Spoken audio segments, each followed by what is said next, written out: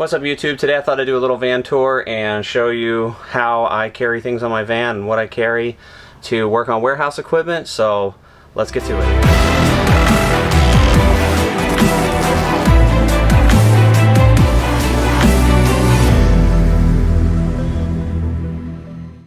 Okay, so on this shelf, what I keep up here is most of my manuals, and I have a couple tools up here. I've got the power probe. I showed that in a previous video. And I've actually got my radiator. This is a snap-on radiator pressure test kit for doing radiator systems. So this is actually my Crown service terminal. I don't actually use this very much anymore. I only have one customer, maybe two customers. I have two customers that have these trucks. So this is actually my Crown service terminal. This will be like for older TSPs and Crown stock pickers that are SP 3000, 3200, and 3400. And I have a customer that has a couple 32s and a couple 3400s still. So I pretty much don't ever use that, but in the event that I need to like recalibrate an encoder or something, I've got that to do that. So that pretty much takes care of the top shelf. I don't really keep a lot up there except manuals, but down here I've got my snap-on ball joint press. That was also used in a previous video.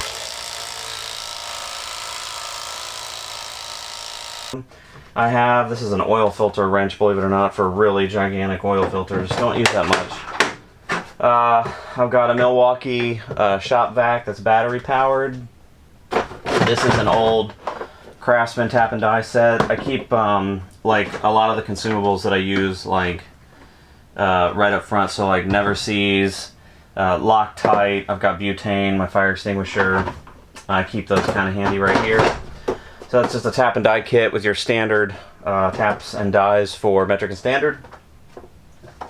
This here is a Harbor Freight race driving kit. So I mostly use that on wheels and tires, or tires that have the cup and cone bearings. That's pretty much all I use that for. Degreaser. That. This here is a Harbor Freight vacuum gauge. This gauge is pretty good. I've used it quite a bit when trying to track down some stuff, misfires and whatnot. Let's see, this. So this thing, okay, so this is a, let me put this over here. Alright, so this is an NES kit for thread repairs. And the thing I found about this kit is, so like, if you have like a cylinder rod or something that has damaged threads, you can actually use this, and it doesn't matter like what size it is, it can chase the threads. This kit works really good for larger thread stuff, so I would say anything bigger than 3/4 inch size bolts or rods or anything. So I mean, it needs to be pretty big before this kit becomes effective. I have tried to repair several thread kits that are smaller than that size, and this doesn't do very good. For anything smaller than that, so anything smaller than like 16 millimeter or 3/4 inch, somewhere in that range, I still like traditional taps and dies, but this kit is good for the big stuff that, you know, you're not going to carry common taps and dies for. So cylinders, big giant splined axles, things like that. This is pretty good for that. Alright, so this is a double flaring tool. This is a Blue Point double flare tool. So basically, if I need to do brake lines or very small hydraulic fittings that get messed up, like any lines that get messed up, if I needed to cut it down and reflare it, I can. The next thing I have here is a compression tester. This is a Harbor Freight one, and it's done really well. I haven't had any problems with this one. This one's actually been really good. So use that quite a bit on gas trucks. next kit is really awesome.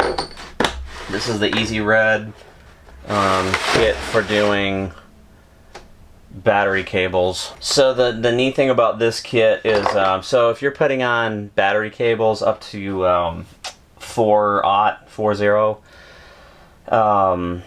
this kit is really good. You can use this to strip the insulation back on the cable, and then this is the cutter, and then this here is the crimper.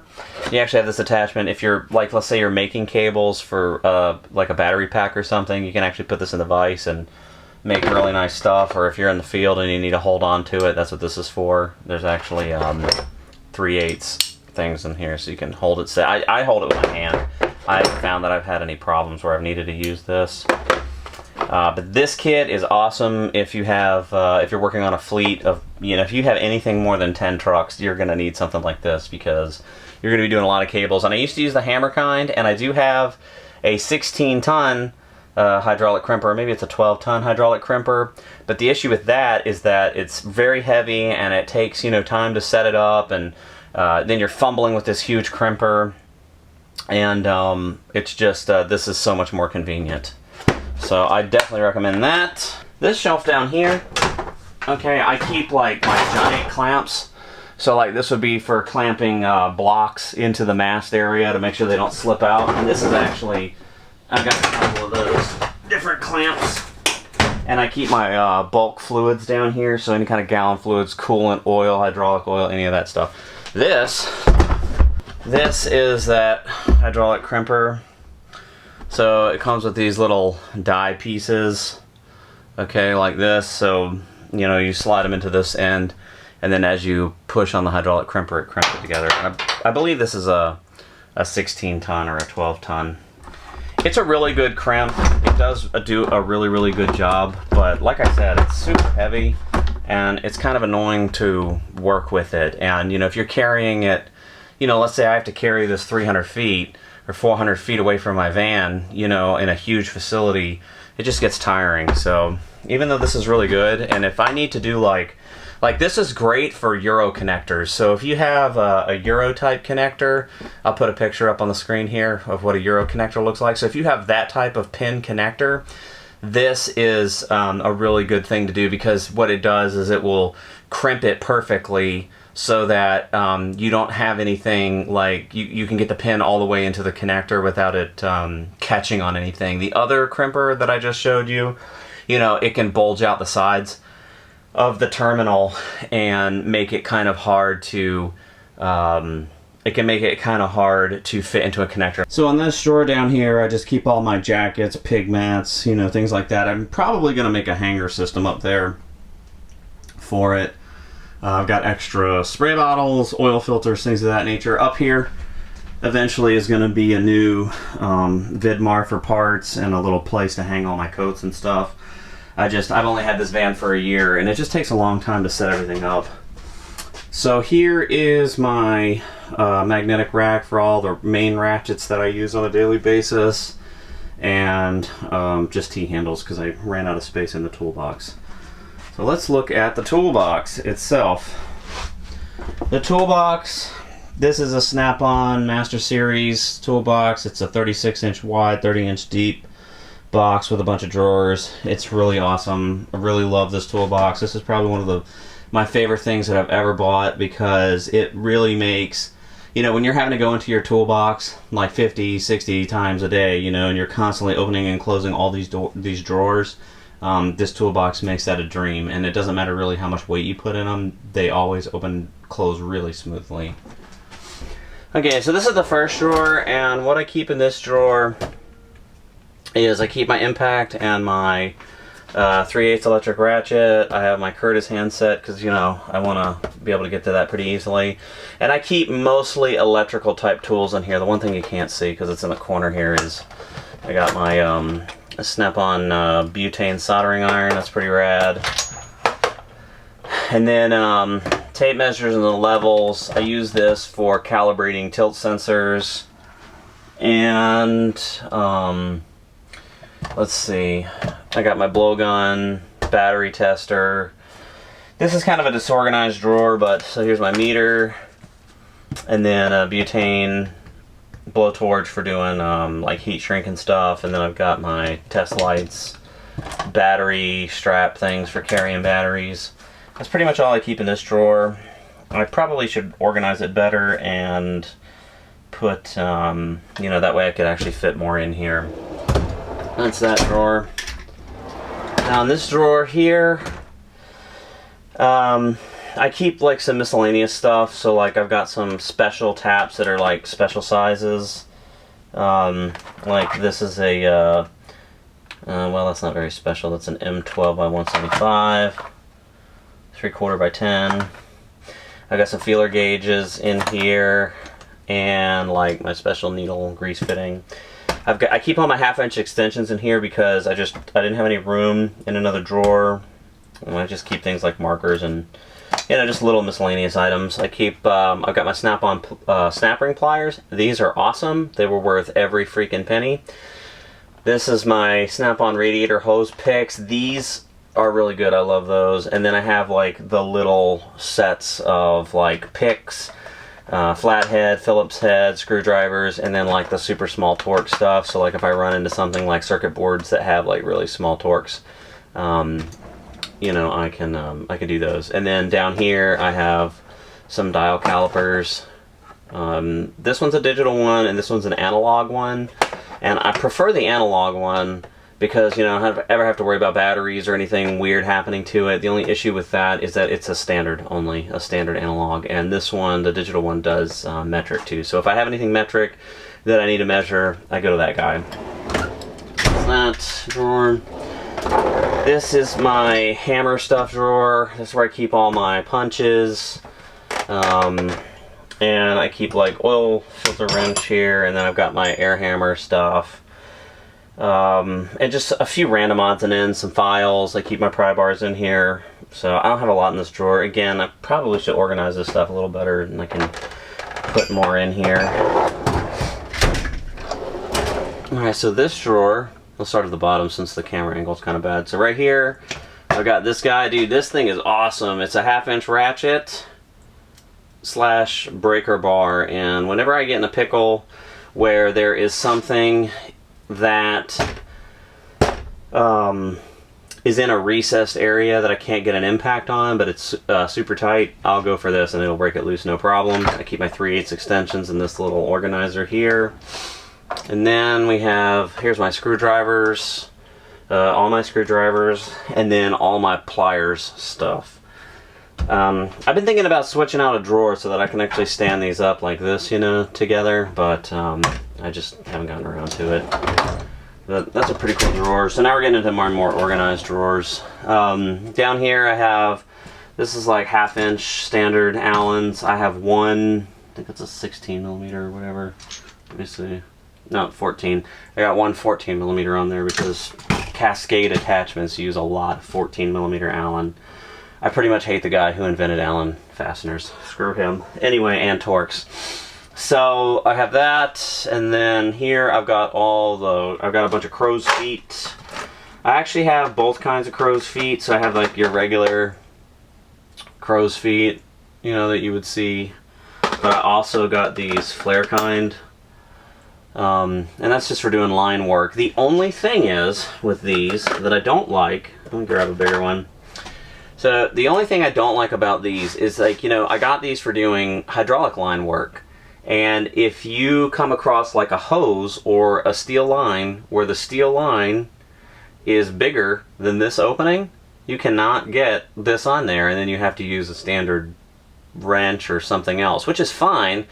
But man, if you're using this, it means it's in a pretty recessed area, and you really want that to work. So that was the only kind of frustration I've run into with these. Other than that, these are really great.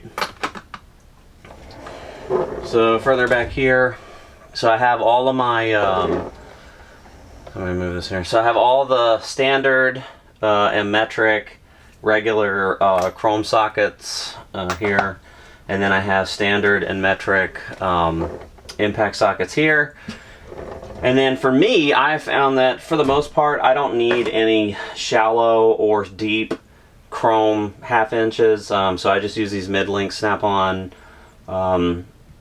drive impact sockets because they've done the job. I have run into a couple things where I've needed a chrome shallow socket or whatever, so I've just grabbed that exact size out of my other kits and I will use that. So, but here's that. Torx. And then in this drawer back here, I keep all my specialty stuff. So like, I made this socket for getting off the nut on FC 4500 drive motors. This is a cool socket. If you guys are doing lift chains or adjusting lift chains, this thing is amazing because this is a snap-on 1/2-inch drive impact socket, but it's super deep. And let me see if I can get up here and show. Well, it's kind of hard to see, but it has a super shallow lip in here. So basically, when you put the nut in there, right about here, it stops, and it it allows the rest of the chain to pass through. But you can adjust or do chains like super fast with this and an impact. So I just have other like little specialty sockets that I don't use like a whole lot. Like, see, this is like a 41 millimeter, and I use that for castle nuts on Crown steer tires. They all use the 41 millimeter size. So instead of hitting it with a chisel or trying to like just beat on it, I just use the socket and it comes off perfect. Alright, so that is that drawer. That's the socket drawer. The next drawer is my wrench drawer, and there's a ton of weight in that drawer. Alright, so in this drawer here, I have the, let's see if you can't even see it. So this is where I keep, these are midget wrenches. I actually have the Harbor Freight crow's feet here. These are terrible, they suck. I actually bought the snap-on ones because I got so tired of rounding off fasteners with those. I don't even know why I have them in the truck anymore, but they're just garbage. Don't buy those. I rounded off so many 9/16 I can't even tell you with that. They're just terrible. The fit and finish is horrible on that particular tool. Their other wrenches are not that bad. I don't know what they have going on there, but it's terrible. So these here, all this side, is these special angled wrenches, and these are awesome. They have the flank drive teeth on them, and they really work good getting around stuff whenever I'm doing line work. And I have my big wrenches here, so this is like an 1 7/8 for PE drive tires. I've got an 1.5 inch and a 30 millimeter. The FC 4500 uses a ton of 30 millimeters, so I've got a 30 millimeters crow's foot just for that truck.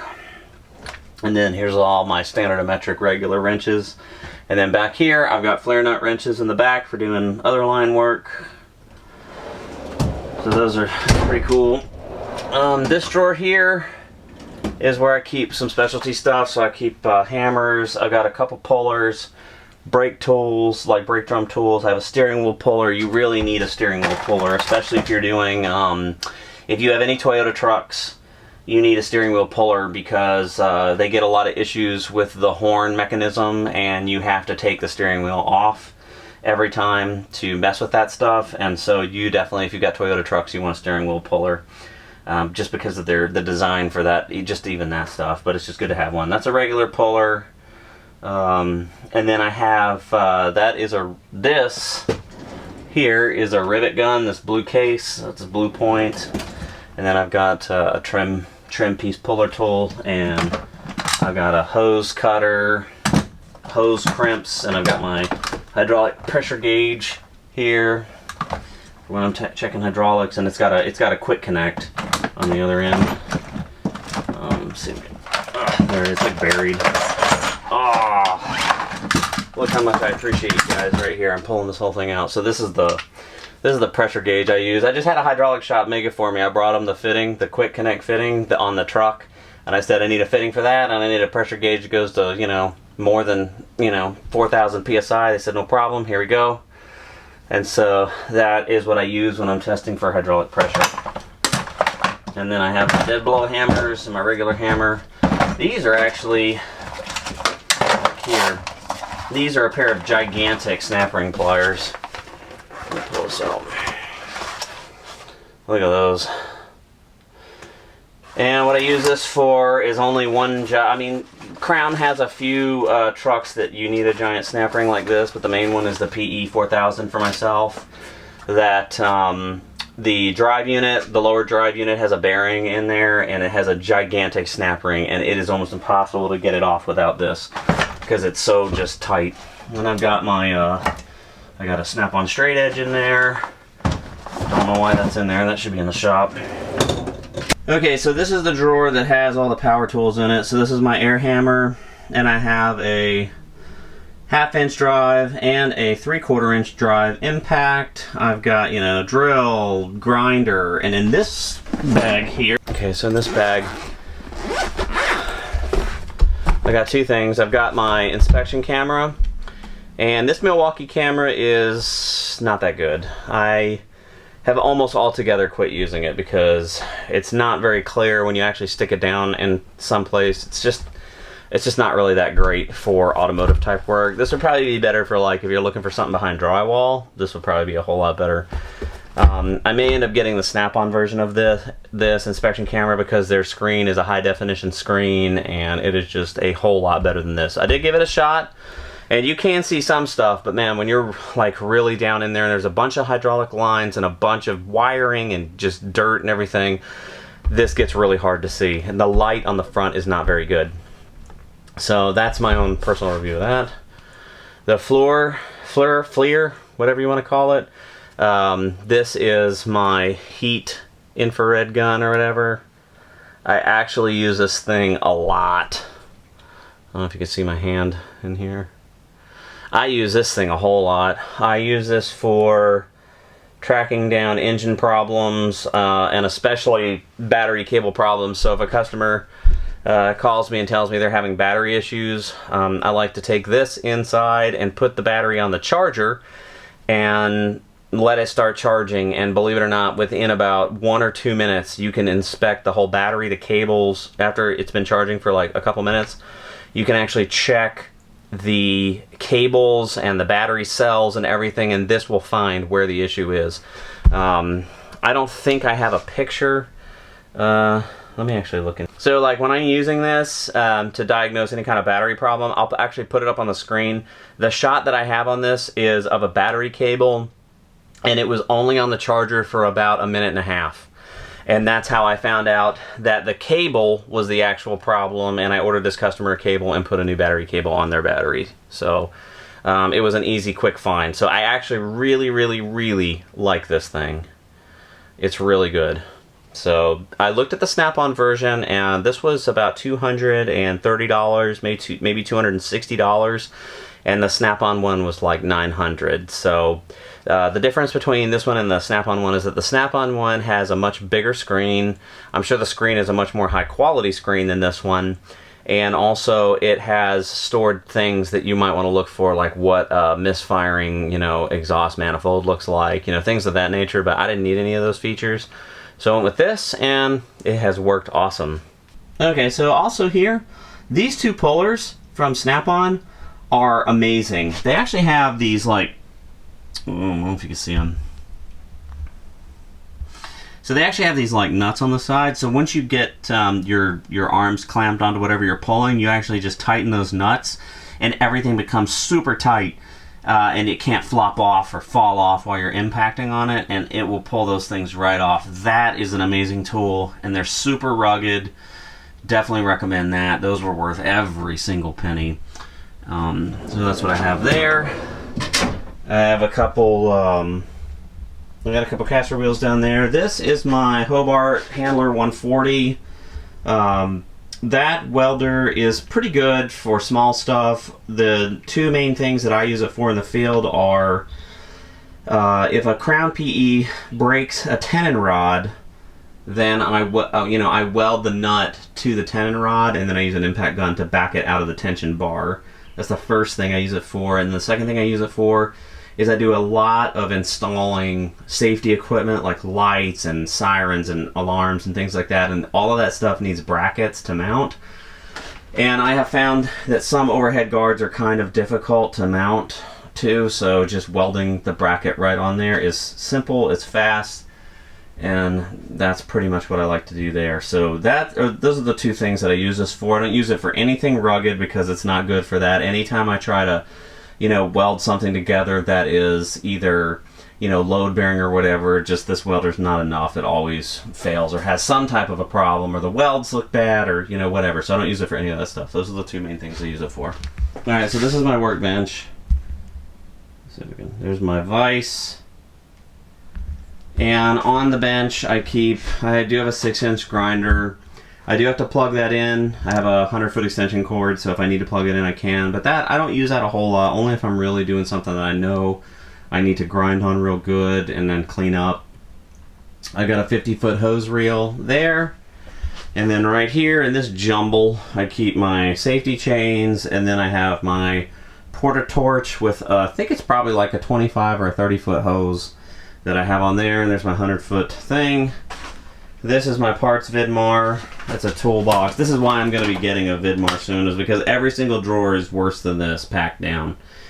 And I need something much larger than this to put parts in. You can see all the little bags that are coming out of it because it's so friggin' stuffed full. So the spot that I'm standing in right now eventually will be the Vidmar. There's my floor jack, and the compressor that I use is just a small one because, you know, I'm just blowing stuff off. And then I've got jack stands down there. Okay, so this is my Dake 150 press. And you've probably seen this in a few other videos, but this is my tire press that I haul around and press tires on. And over here I've got all the press stands that I need to press tires. And this thing is pretty rad. I actually really like this tool. I've got an extra set of jacks and jack stands here for that. So this has been an amazing press. I actually think that this press is like, I think this press is like 40 years old. It's got a Kohler Magnum 18 engine on it, which I think was discontinued in either the late 80s or early 90s. Not really sure about that. My buddy Uncle Alvy can answer that one. But yeah, this is the trailer. It's an all steel 16 by whatever, 16 by I think 6 or 7. And I think I've got 5,000 pound axles on it. The press is pretty heavy. It's like 4,000 pounds or something. And I've got I got the drop gate in the back. So when I pull up somewhere, I'll drop the drop gate and I'll roll tires in there. I actually need to make a hydraulic lift table that ties into the hydraulic system. So once the press is running, I can actually use the hydraulics to pick the tires up, you know, and put them in here. Because some of them are close to 200 pounds, and you know, I'm not getting any younger. So that's that.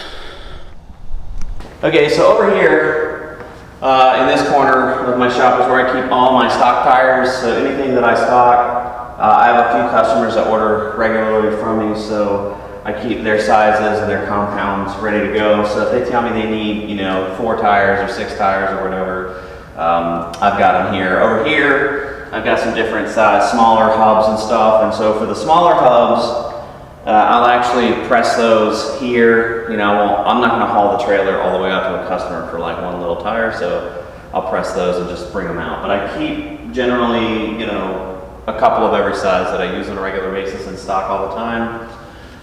So if you need tires and you're in the Central Florida area, give me a call. And so this is pretty much where I have that. I actually want to make a rack, like a 2-layer rack that is on like 6 or 8 casters or something, so I can kind of like roll this around. Mostly so I can roll it over to the door over here, to the roll-up door, so if I need to back my truck or my trailer up, you know, instead of having to carry it from here all the way over there, I can just roll the whole rack over there and then load or unload and then roll it back. But only so many hours in the day, right? Okay guys, so that is a small tour of my van. As you can see, I don't keep a whole lot on the truck because you don't need a super ton of stuff to work on this stuff, you know, every single day. I do have a few special tools and pullers and different things that I keep here in the shop, so I don't have to carry so much on the truck all the time. So if I know I have a job that specifically requires like one tool, then I'll bring that tool with me. But other than that, what you saw on the truck is pretty much what you need to be pretty effective in the field working on forklifts. You might tailor a couple things to like the type of truck that you're working on. So if you have a ton of Heisters or Raymonds or whatever, you might tweak a few things. But for the most part, that's the kind of stuff you need. I appreciate everybody watching so far. I really like to thank everyone who has subscribed to the channel. I've actually strangely gotten a whole bunch of new subscribers recently, so I'd like to thank just everyone who's subscribed and anyone who watches.